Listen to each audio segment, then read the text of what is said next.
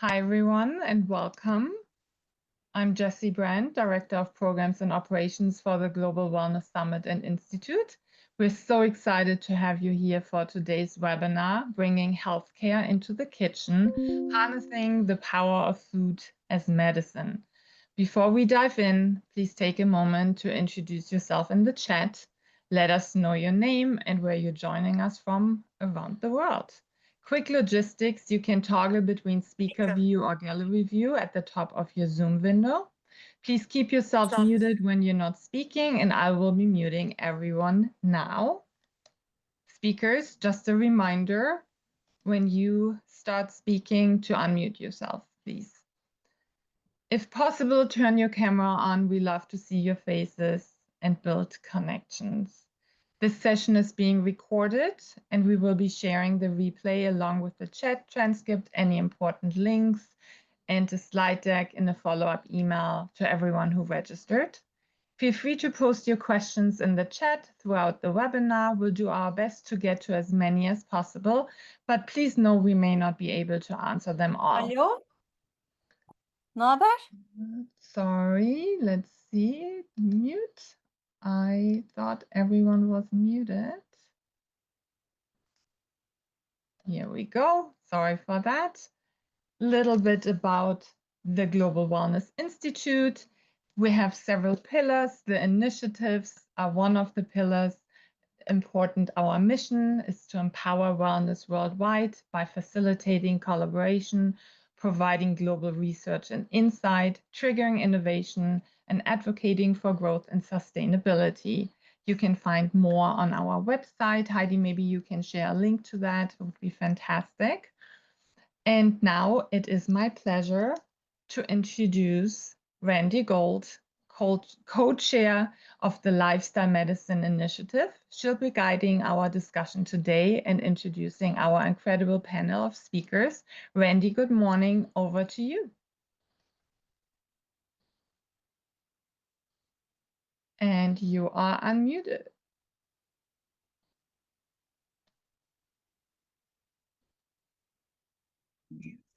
Okay.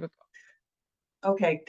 Good morning. Thank you, Jessi, and welcome everyone. And thank you for joining us again for this enlightening and interactive event. This is going to be a really exciting one, bringing healthcare into the kitchen, harnessing the power of food as medicine. And today we'll be sharing with an amazing expert panel, and you'll walk away with the why, how exactly does unhealthy food cause inflammation, wreaking havoc on your health in a multitude of ways. The what will bring the visibility in an emerging field of culinary medicine, explain how blending nutrition and education and culinary skill building is magical.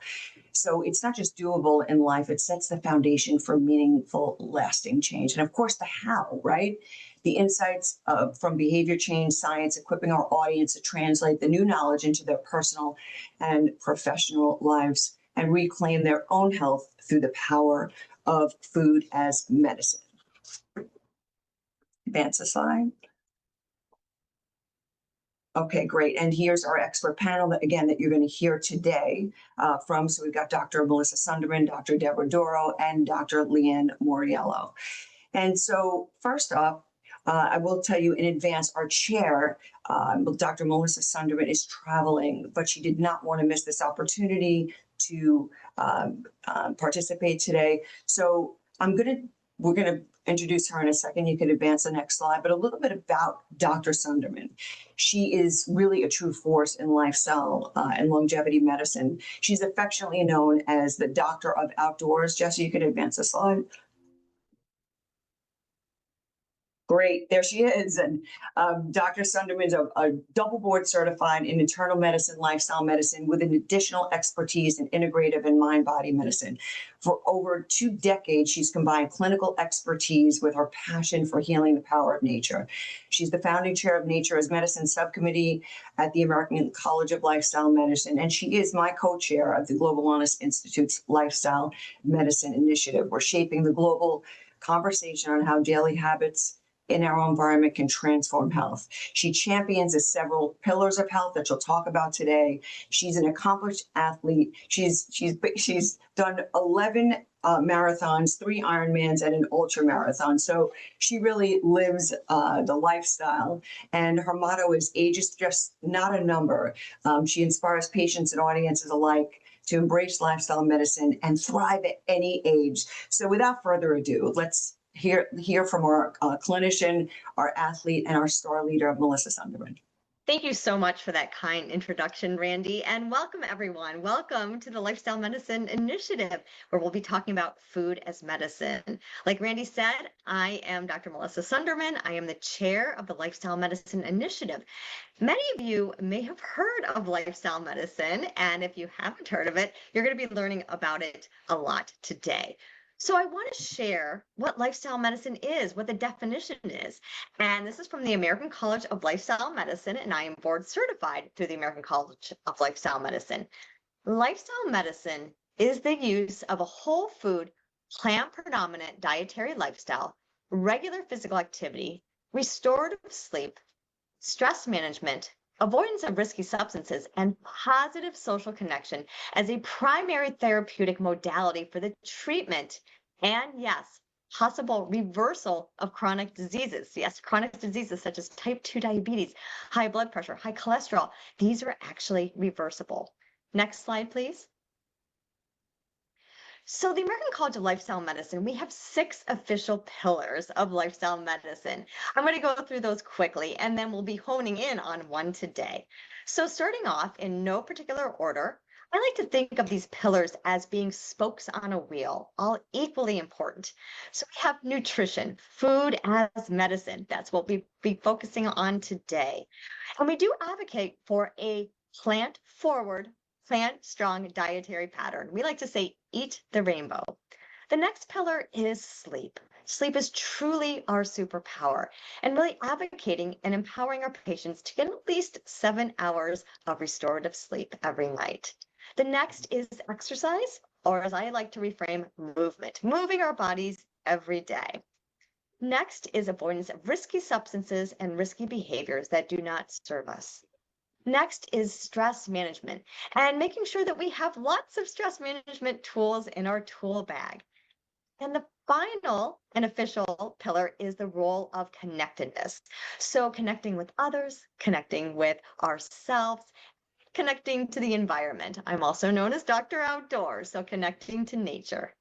Next slide. Like I said, today, we're focusing on food as medicine, and you'll be hearing from 2 of my colleagues that will go more into depth. So food as medicine, let's make it pretty simple. Dr. Michael Greger, who is one of my colleagues from the American College of Lifestyle Medicine, sums it up. Eat food where nothing bad is added and nothing good is taken away. Also, the author, Michael Pollan, says it very well.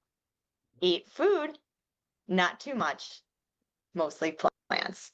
So these are very simple terms, but really carry a lot of meaning in how food can be medicine. Next slide. So we advocate, I said, for a plant-forward dietary pattern. So what is the definition of a whole food plant-based diet?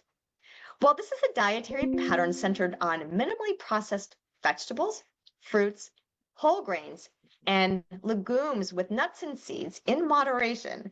It minimizes or excludes meat, including poultry and fish, dairy, eggs, added sugar, and processed oils. It's an evidence-based dietary pattern centered on whole plant foods eaten as close to their natural state as possible for disease prevention, treatment, and reversal. Next slide. So this is what a whole food, plant-forward dietary plate looks like.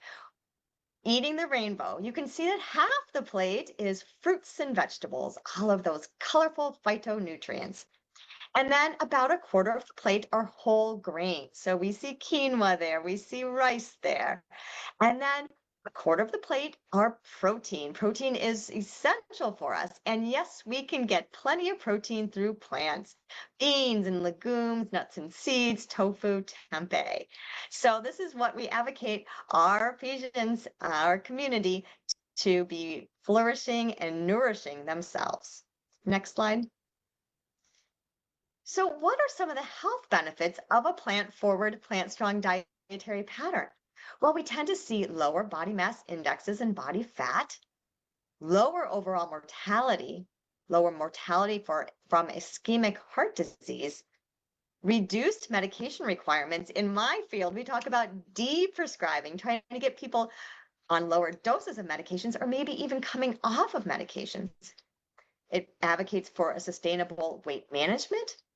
We see reduced incidence of high blood pressure, high cholesterol, and high blood sugars. Also can reduce risks of certain cancers, especially colorectal cancer. We see reduced obesity inflammatory markers. We see reversal of advanced coronary artery disease. We see this with the studies from Dr. Dean Ornish and Dr. T. Colin Campbell and Dr. Caldwell Esselstyn. And also reversal of type 2 diabetes. Incredible. So a plant-based diet supports living longer, not just living longer. That's the difference between longevity and extending lifespan, but more importantly, extending health span and wealth span. Next slide. Again, whole food plant-based diet benefits. These dietary patterns are rich in complex carbohydrates and starches for fuel, but also contain fiber, vitamins, and minerals.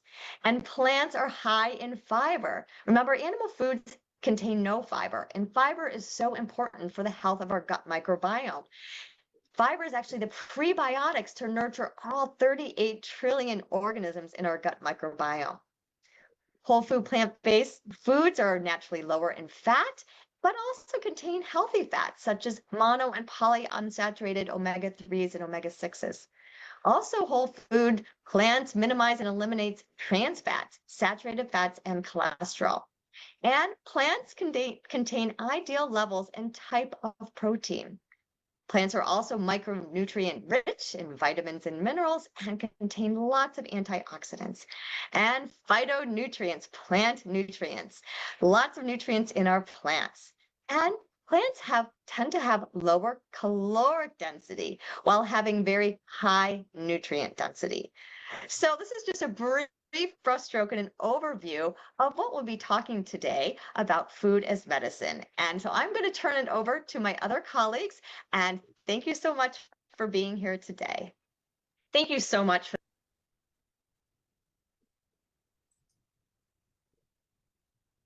Wow.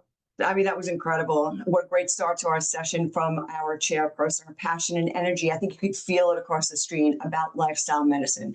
So the three takeaways that we'll circle back to there are: food is foundational, right? A whole food plant slant lifestyle is one of the most powerful tools that we have to prevent chronic disease. Health is one of the 7 pillars, because she talks about outdoors, not just one. Nutrition being the dominant one that we're talking about today. And age is just not a number, right? Each of us can choose vitality at any stage of our life with every step and every meal. So thank you again, Dr. Sunderman.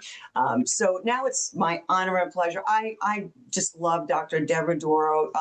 You can see all her credentials there. She'll introduce herself with that said, but you know, she is incredible. Her expertise bridges science and lifestyle. She's a certified in plant-based nutrition from Cornell University, trained in culinary coaching at Harvard Medical School, and currently chairs the nutrition committee at the Northern American Society of Pediatric Gastroenterology, Hepatology, and Nutrition. So beyond the titles, what stands out is her passion for helping children and families heal through food, and her ability to make cutting-edge science practical and life-changing is incredible. So without further ado, please join me in welcoming Dr. Debora Duro.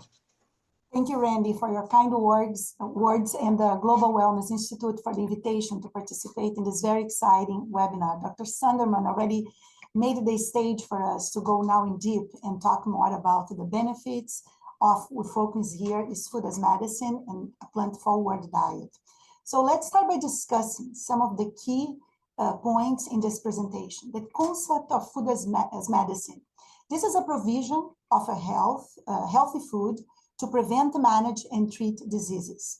Our daily food choices do more than just satisfy hunger. They can work as a form of medicine. Diets that are rich in nutrients, vitamins, minerals can help prevent and manage chronic diseases by reducing inflammation, improving metabolism, and supporting a healthy gut. This idea is often called food as medicine. That means that food we enjoy every day, when chosen and prepared thoughtfully, can play a key role in keeping us healthy. In culinary medicine, blends the cooking techniques with nutrition science, empowering individuals to make a healthier food choices. Please, can you advance the first slide, Jessi?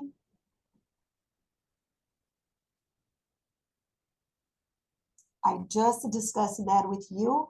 And now, please, the next slide. Nutrition play a fundamental role in the management and monitoring of certain diseases, particularly chronic conditions. Currently, 1 in 5 deaths related to chronic and non-transmissible diseases such as ischemic heart disease, diabetes, and colorectal cancer is associated with suboptimal diet, which really underscore the importance of considering nutrition as a fundamental component of comprehensive patient management. Please, next slide.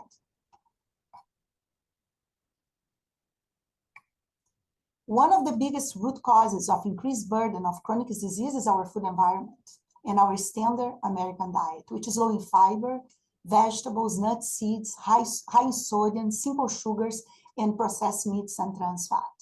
Ultra-processed foods with increased amounts of salt, processed oils, sugar are ubiquitous, from the supermarket to the hospital cafeterias, comprising more than 73% of United States food supply. Next slide.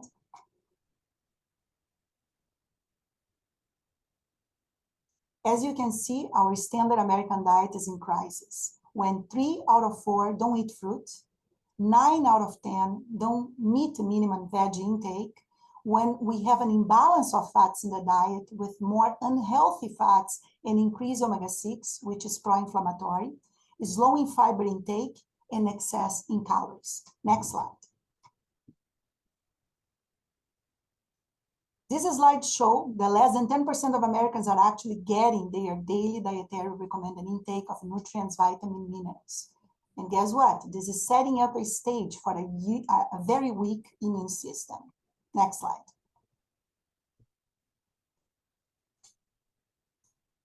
This figure highlighted the impact of food on metabolic pathways, inflammation, and gut microbiome modulation. So the power of food is actually in our plate. When we choose high processed foods, look what happened with our intestinal layers. The inflammatory process starts with disruption of the STI junctions, causing permeability in the intestinal layers, promoting dysbiosis. And with that, there is an increase into inflammatory markers. So if a poor diet can cause the problem, a healthy diet can correct the problem and strain our microbiome and intestinal layers. Next slide. And as you can see in this slide, inflammation causes systemic impact in many organs, leading to serious conditions affecting vascular issues, promoting heart problems, arthritis, cognition, diabetes type 2, autoimmune disease, and cancers, and much more. Next slide.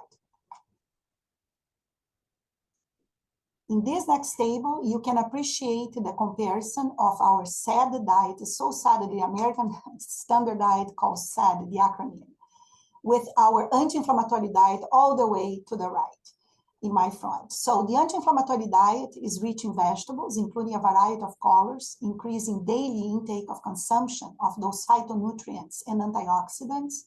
The protein source is mainly plant source of protein from legumes, soy, nuts, seeds, and also some fatty fish and lean protein. The main carbohydrate comes from whole grain in small amounts with a high fiber, reduced refined carbohydrates and simple sugars. And the diet is very rich in monounsaturated fatty acids and has much more nutrient density, which increase amounts of vitamins, minerals from all the spices and herbs with antioxidant properties. Next slide. As Melissa mentioned, and I here reinforce, as Michael Pollan say, eat food, not too much, mostly plant. Next slide. The pro-health and the pro-longevity effect of this anti-inflammatory diet can be summarized in these 5 impactful metabolic mechanisms I'm going to walk you through. So number 1, the lipid lowering effect is actually by reducing the saturated fatty acid. This diet is rich in monosaturated fat, as I mentioned, omega-3 fatty acids, and plant steroids, which can all contribute to lowering LDL cholesterol and coronary heart disease risk. Number 2, the increasing phytochemical intake that we have come from the vitamins and minerals in fruits and vegetables, which contribute to the protection against this oxidative stress and inflammation. Number 3, in terms of the modification of hormones and growth factors, the polyphenolic compounds, like for example, the anthocyanins, this beautiful purple pigment that contains certain foods, like in berries, in the skin of eggplant, this has been shown to impact into cell cycle by stimulating DNA repair as a protection mechanism in the pathogenesis of cancer. Number 4, there is a reduction in amino acid and caloric intake when we compare the anti-inflammatory diet with the standard Western diet. This dietary methionine intake is on average 40% lower in these plant-forward diets. And because of this different ratio of animal to vegetable protein consumption, guess what? Methionine restriction has been shown to extend the average and maximal lifespan and protect against multiple chronic disease, in particular cancer.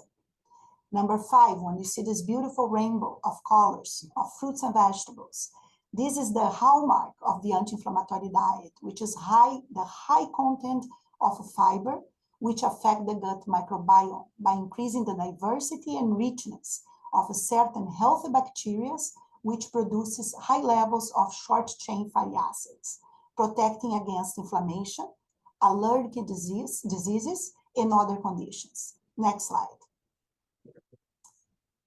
Now, putting all this together, food as medicine promote access to nutritional follow-ups with therapeutical focus, enabling proper adherence to diet recommendations.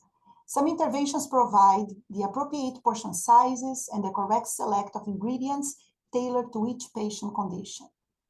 In the long term, it is anticipated that patients receiving an integrated approach with food as medicine have fewer hospitalizations, admissions, and better disease control. For patients with diabetes mellitus, for instance, nutritional management can help prevent hypoglycemic events and associated complications. Next slide. For a medical standpoint, these strategies that encompasses interventions such as medically tailored meals and groceries, therapeutic diets, and produce prescriptions. These interventions are implemented by healthcare professionals and offer a cost-effective impact for both the healthcare system and our patients. And culinary medicines bring a fresh, practical approach to healthcare by showing us that everyday food can be a powerful tool actually for healing. In combining the science of nutrition with the art of cooking, we can create meals that cannot just taste good, but also support our health. Next slide. As we learn, and how can we eat more anti-inflammatory food? Through culinary medicine. We learned that about the healing power of food, culinary medicine can become a central part of personalized patient-centered care, offering sustainable and cost-effective way to improve our quality of life. In the coming years, food as medicine will likely play a larger role in healthcare, as more people recognize that now our daily meals can help prevent and manage chronic illness. Next slide. So the future directions is this really collaboration among healthcare professionals, chefs, policymakers, which will be key in creating accessible evidence-based nutrition programs.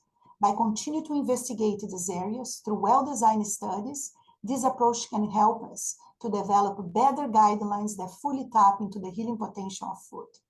Thank you. Next slide. Wow, that was incredible.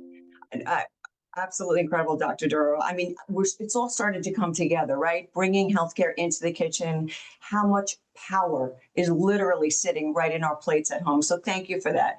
You know, 3 takeaways from that, we call them the 3 secrets, or food actually talks to ourselves. Like every bite has the power to switch the pathways on or off, right? Shaping inflammation, hormones, even gut and microbiome. Poor diet drives disease, but healthy food can heal it. And culinary medicine is where the future is headed. So Dr. Duro, thank you so much for sharing that and for fueling that moment. It's empowerment, it's transformation, it's food is medicine. You know, don't forget, guys, if you're, if you could just put in the chat what your biggest takeaways are. We would love to hear when we get to the Q&A part, any questions you might have. So let's keep the energy and the conversation flowing in the chat. And now next up is another rock star in the field, a pioneer in lifestyle medicine. It's my great pleasure to introduce Dr. Leanne Mauriello, a true trailblazer in health transformation and innovation. Dr. Mauriello brings a unique combination of expertise in behavior change, science, digital health, and culinary medicine, all focused on one mission, putting health back into healthcare. She's led across teams, industries to design, test, and scale programs and products that don't just inform people, but actually transform their health and well-being. She currently serves as the executive director of the Bonnie Wessert Center for Healthcare Transformation in Grand Valley State University, and is the founder and CEO of Evolve Health Advisors, where she guides organizations and turns big ideas into practical strategies for health transformation. So a pioneer in lifestyle medicine, she's published extensively and presented around the world, inspired countless leaders with her vision on how small science-backed changes can lead to lasting results. So without further ado, Dr. Leanne Mauriello. Thank you, Randi, for that introduction. And hi, everyone. Culinary medicine is one of my most favorite topics to discuss. So this is truly a pleasure for me. I'm so glad to be here with all of you. As Randi mentioned, I entered this topic at the intersection of behavior change science and culinary and lifestyle medicine. Having spent a couple of decades developing and designing products and programs to empower people to optimize their health, I can confidently share that I have never seen anything as effective as culinary medicine is in helping people make meaningful change to their dietary behaviors, especially when culinary medicine is designed effectively and optimally. So I'm excited to share today some insights around culinary medicine that will equip and inspire you in your work and even in your own personal health journeys. Next slide, please. If culinary medicine is a new term to many of you, I wouldn't be surprised at all. In fact, back in 2016, when I was new in my role at the time with Corewell Health, I was pretty quickly tasked with figuring out what it would take to develop a culinary medicine program for the health system and for the community. At that moment, I had never heard of the term, so I clearly had a lot to learn. And one of the first outreaches I made was to Dr. Tim Harlan of Health Meets Food. He's now at the George Washington University, but at that time, back in 2016, he had a handful of years behind him, having built the beginnings of the program at the Goldring Center for Culinary Medicine at Tulane University.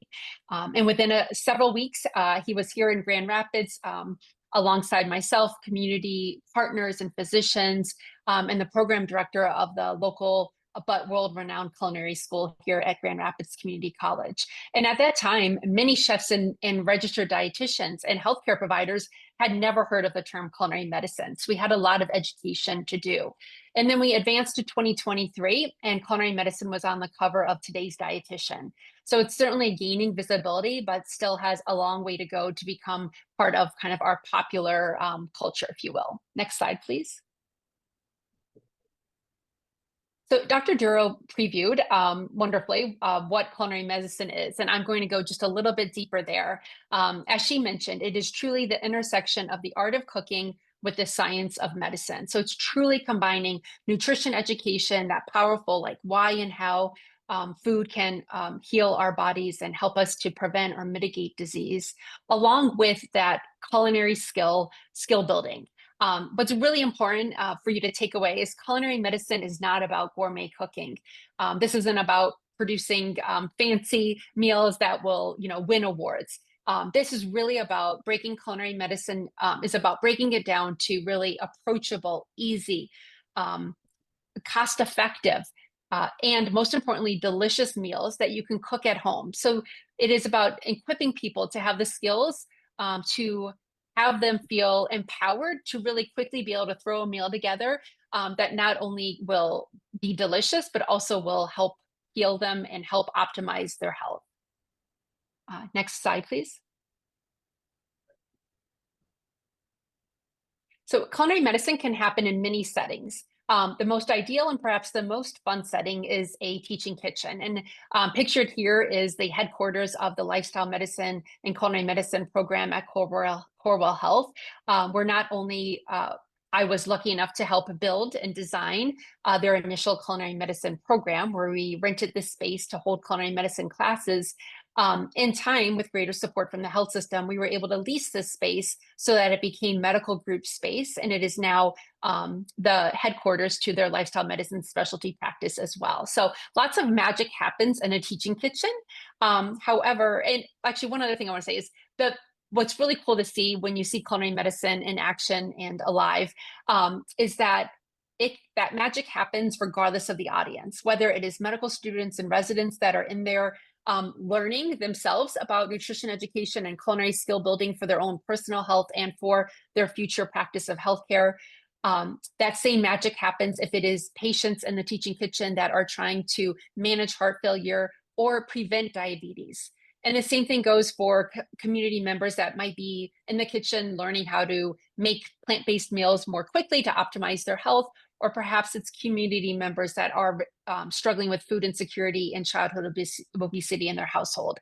The one constant really in the teaching kitchen is lots of smiles and laughter, lots of aha moments, curiosity, and just real joy at experiencing how delicious, good for you food can taste. Next slide, please. However, what if you're interested in culinary medicine, but you don't have access to a teaching kitchen location? The culinary medicine can happen in lots of different settings. Sorry, Jessi. Oh, can we?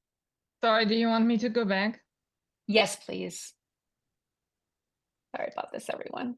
Back to the one with lots of Yeah, pictures. I know, I'm fine. It's somehow not letting me go back. Let's see why. Okay, well, while you work on that, I'll keep going. Yes, sorry for and then we that. can go back. No. So hopefully the slides will get going here in a minute. But in the meantime, I was saying, what happens if you don't have a teaching kitchen? Let's see. Go. You go one more, going. Jessi. Yeah, keep going. Here we go. Okay. There we go. Okay. Sorry, everyone. This is, live, as you can tell. So thanks for everyone being patient. And thank you, Jessi, for working through that. So this is the joy and the laughter that you can find in a culinary medicine class. It's a little bit hard to depict here from the pictures, but I will just quickly break down what a typical class looks like.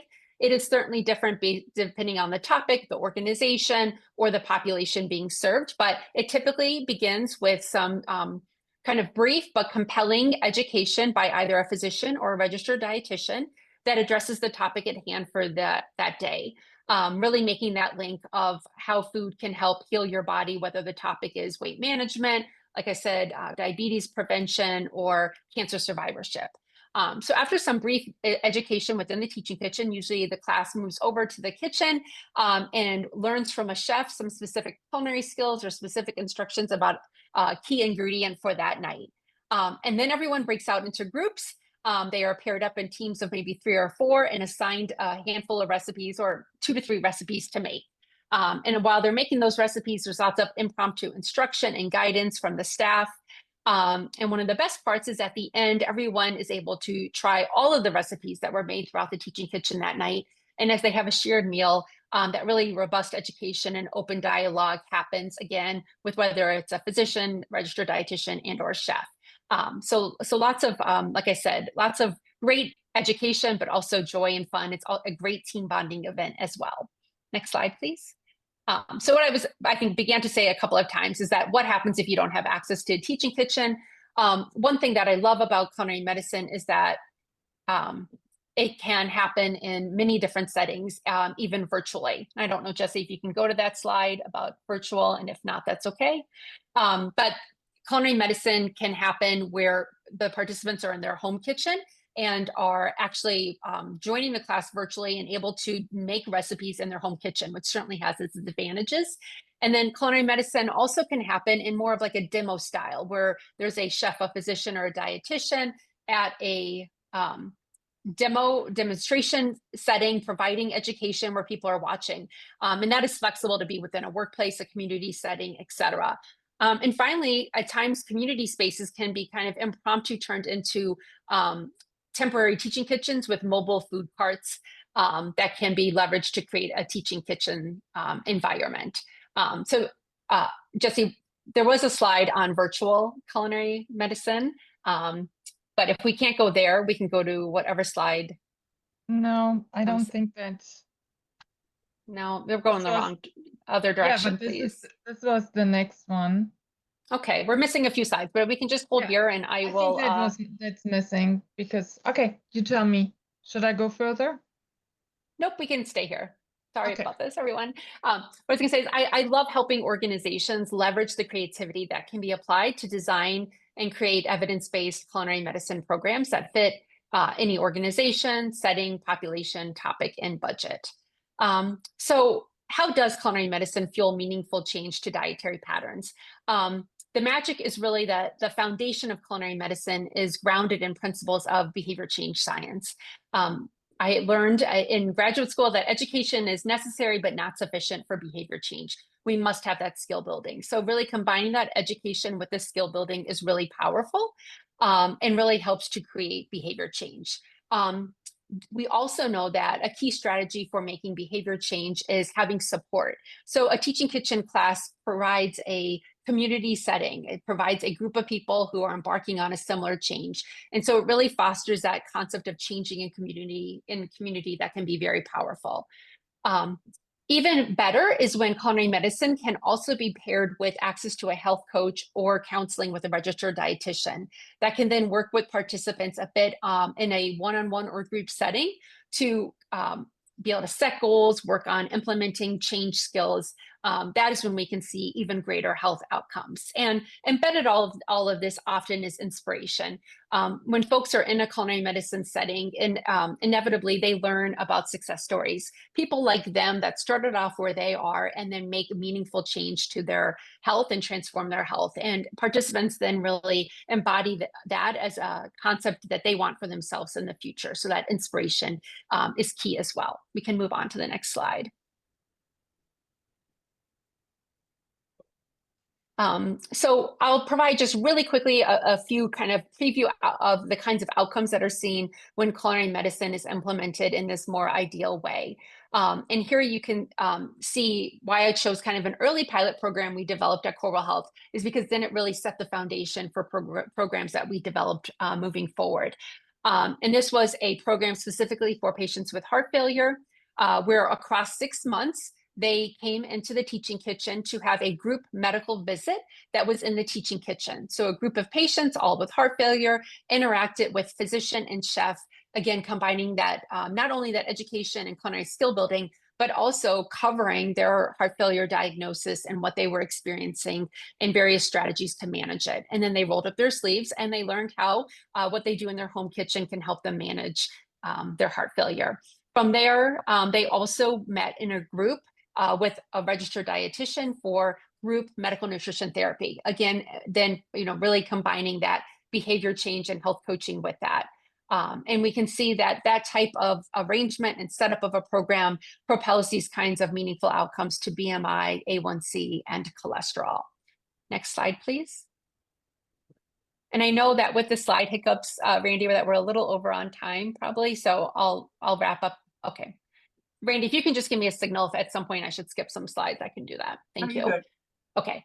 So I wanted to just briefly mention this national culinary medicine program, which is has the kind of characteristics of a palate reset. And I wanted to mention this because it can happen in a group teaching kitchen setting, or it is also a protocol you can do in your home kitchen, and it is really powerful.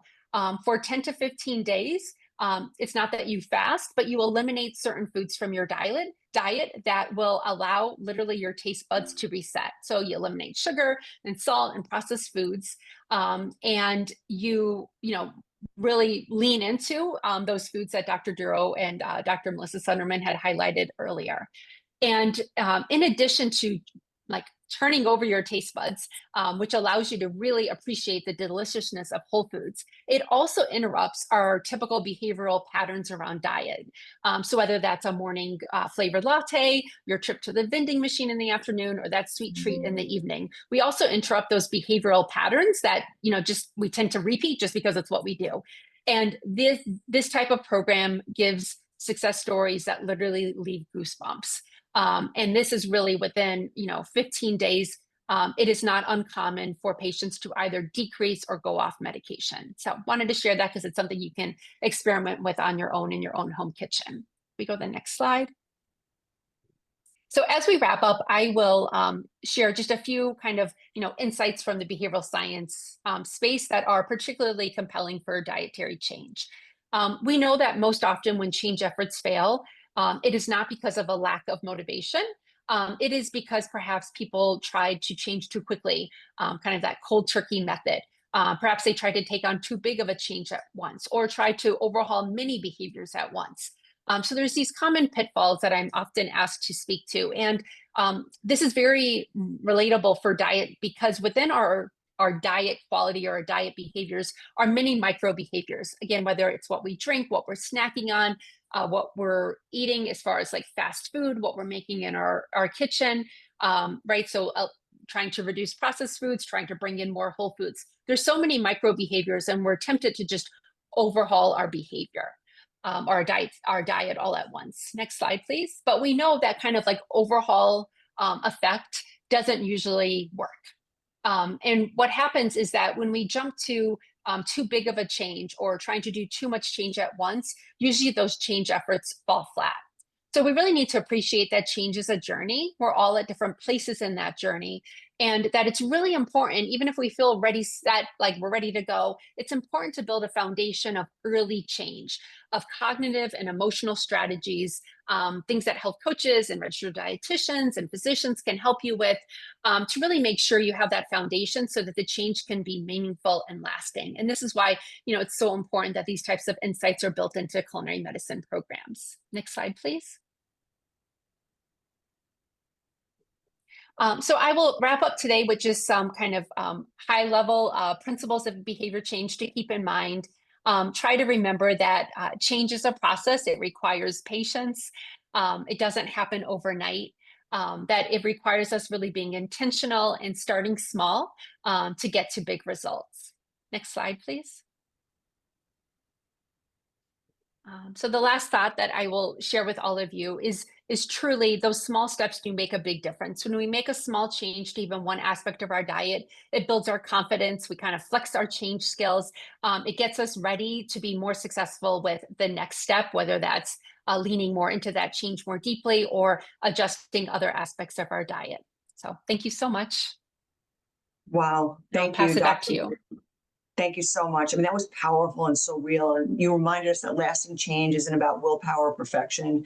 It's about meeting people where they are and giving them the tools that truly work. So, 3 takeaways from that we can take. Our education alone isn't enough, and skills matter, right? It's not just telling people what to eat, it's showing them how to cook, shop, and enjoy healthier foods. Small steps spark big change, right? Success doesn't come from overhauling everything at once. It comes from starting small, building confidence, and letting the momentum grow naturally. And of course, behavior change is something you talk about. Behavior change is a science, and with the right strategies that you implement so wonderfully at the right time, we can actually reset our habits, our palates, and our health for good. So, wow, thank you so much for that and showing us that health transformation is possible and it's practical, and it starts with meeting people where they are. So, thank you for that. And now let's make it personal. What's one small change that you feel ready to start today? If you could drop that in the chat,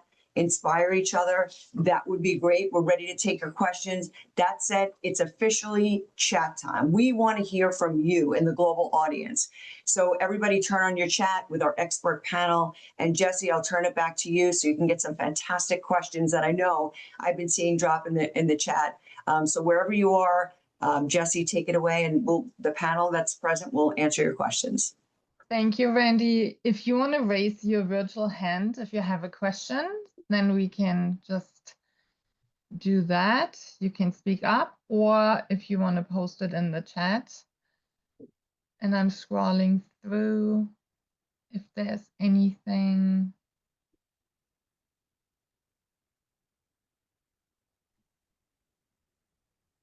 No questions yet.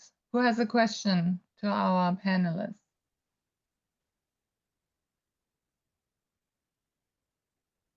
Susie, you're always so great with asking questions. I'm sure you have something. Well, first, my question is, could we do without the slides? Absolutely. So we can see each other. Anything else, Randy, we need later on? Yeah, well, I mean, just, you know, we I can can close up. unshare it for now and then Yeah, it's okay. later, right? Yeah, of course. Okay. I guess the one question that I have is, you know, I'm lifestyle medicine and culinary medicine, and these terms, I guess, are they recognized in the medical profession, or how are they recognized? Because it you know, even longevity medicine, you know, I'm seeing that, and so I'm a little confused about, you know, is it just something that people like to use, or where is it going? I can take this question, Randy. Thank you. So culinary medicine has a history more or less like, you know, Dr. Mauriello was mentioning about 20 years from now when this was introduced in 2004, actually, as a first elective in medical school, is now a need in the United States, mainly in our society, of course, because our standard American diet is making a lot of people sick. We needed to teach our patients how to prevent in how to eat better, right? So the problem started on actually the medical field. We are not trained in medical schools on how to counsel patients. The root of the problem is our core curriculum, the skills that we have during medical school. We're not taught nutrition in that way. So this is coming now to empower physicians to learn how to really counsel, discuss with patients a daily shopping list. Like I'm a pediatric gastroenterologist, I see a lot of 90% of the kids that I see is all diet related issues. Of course, I have a lot of other problems, but mainly if I sit with the parents and talk to them about, you know, things that increasing fiber, increasing certain foods that decrease reflux, decrease constipation, is a joy, right? Not to prescribe. So nowadays, since 2018, there is a board, an American College of Culinary Medicine. There is a board actually that we can get board certified. So culinary medicine is a legit, it's here to stay, it's going to medical schools, is getting empowering residents, fellows across the board in our graduate medical schools to really start using this as a new tool to innovate and how to translate nutrition to our patients. I hope I kind of gave you a little speech about it. Thank you. Wonderful. Thank you so much, Debora. We have Natasha asking a question next. Hello, everyone. Thank you so much for the interesting insight. I was curious to know about more information globally. I know that your initiative showed a lot of percentages and stats and so on in the US. So I, for myself, live in Italy. My husband's an Italian chef here, and I have a background in Ayurvedic cooking because my heritage is Indian. And I wanted to know how much of this was derived. I saw your comparative map between, I believe it was Mediterranean diet and the anti-inflammatory diet. How much of that has been derived from sort of other types of Eastern philosophy cuisine? And then also sort of piggybacking onto Susie, is this terminology accepted with the American market right now? Because a lot of our clients are coming here from America, and if we were to say, oh, this has a backing or a scientific backing on lifestyle medicine, is that currently accepted? Thank you. I can start a little bit of question too, and Leanne, please come in. So the anti-inflammatory diet is actually derived from Asian pyramid, the Asian, pyramid in the Mediterranean diet is a step forward on those two diets combined. I mean, the Mediterranean diet is probably one of the most sustainable diets if you want to start a client on, and the most studied diet in the world, in the literature. So the anti-inflammatory diet is like a cousin of those two together and come into this even more plant forward, even more like the Ayurveda diet that you are the chef and counseling from. That one emphasizes actually, I love this prana, this idea of life force energy, right? Is a little bit then there is a spiritual side of the Ayurveda, which is beautiful, but they go hand to hand together.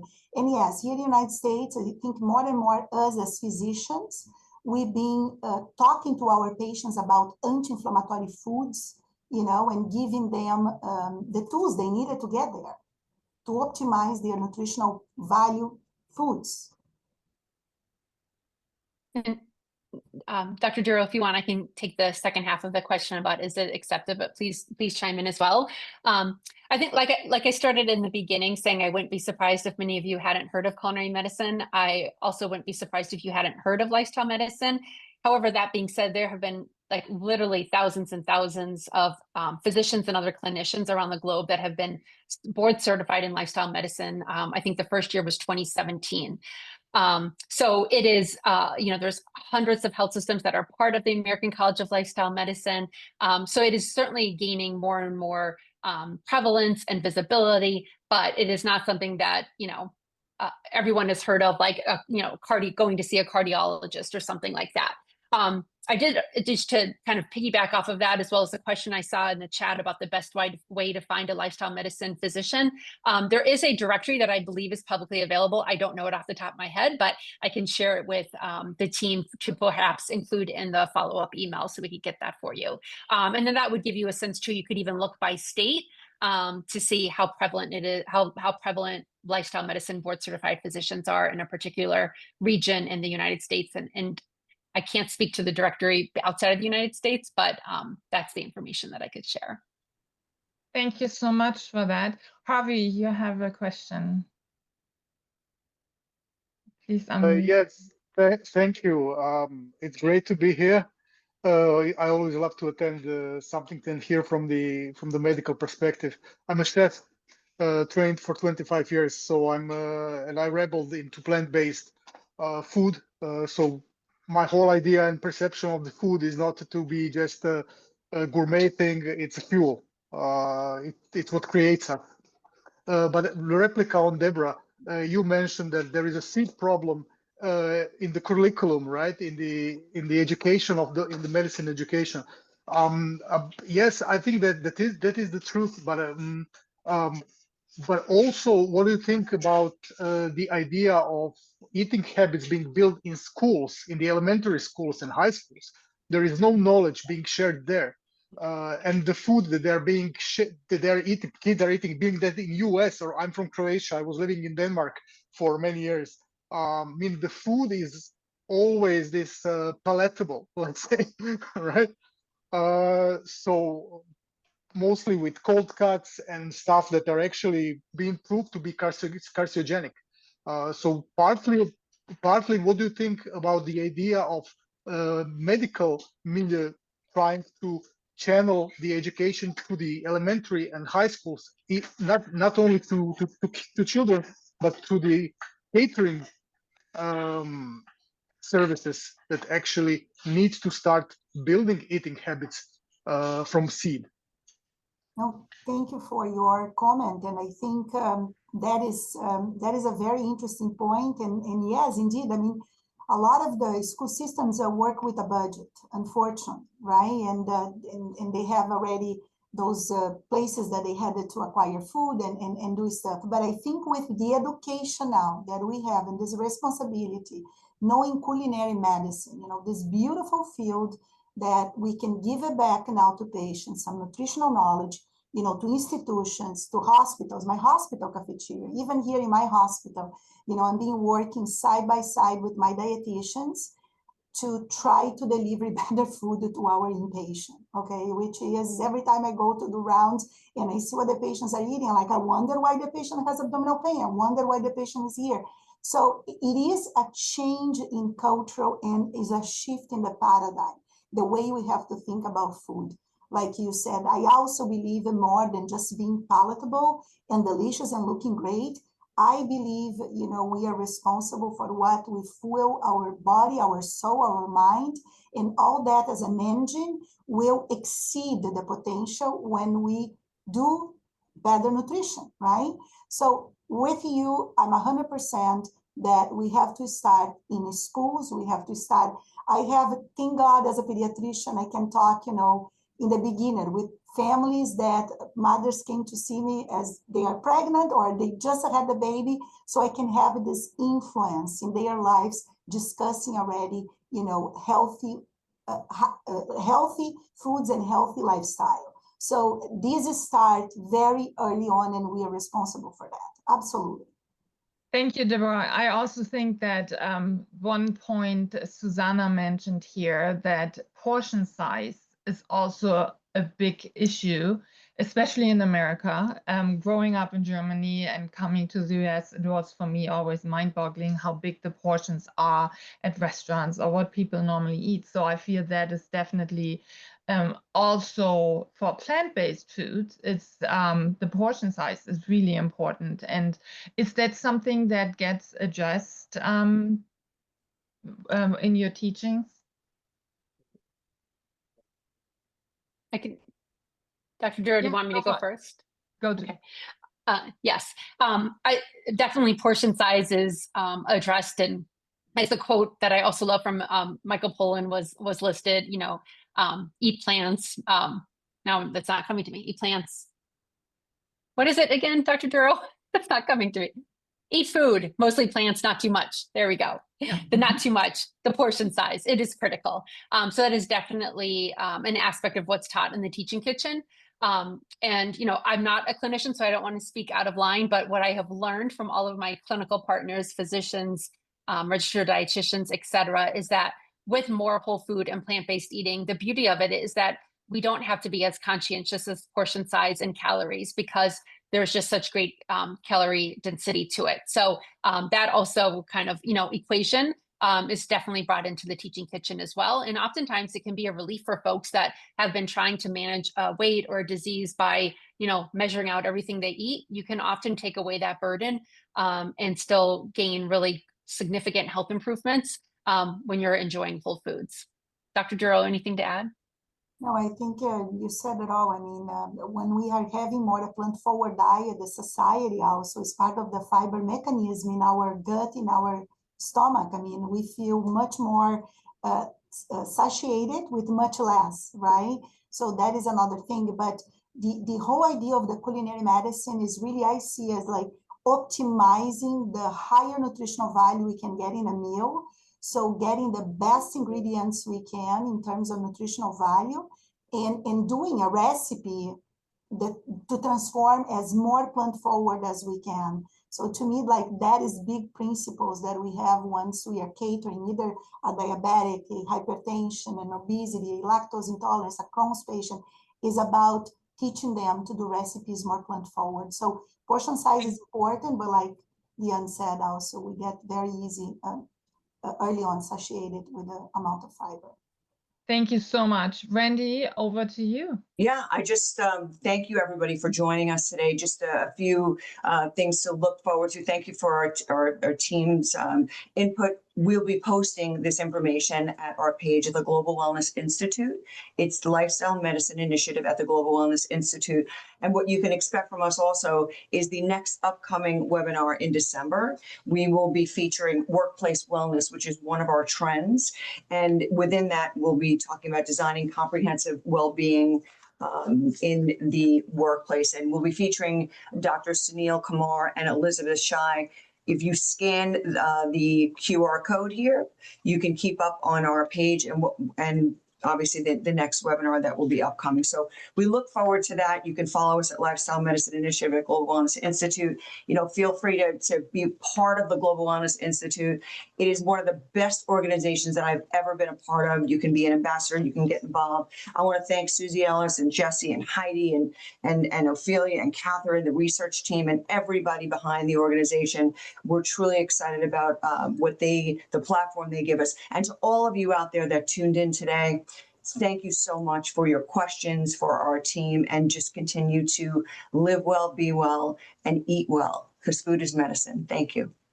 Thank you, Randi. Thank you so much, everyone, for joining us. And again, you will receive a follow-up email by the end of the day with the recording and the chat, etc. So thank you. Have a great rest of your day. Bye-bye.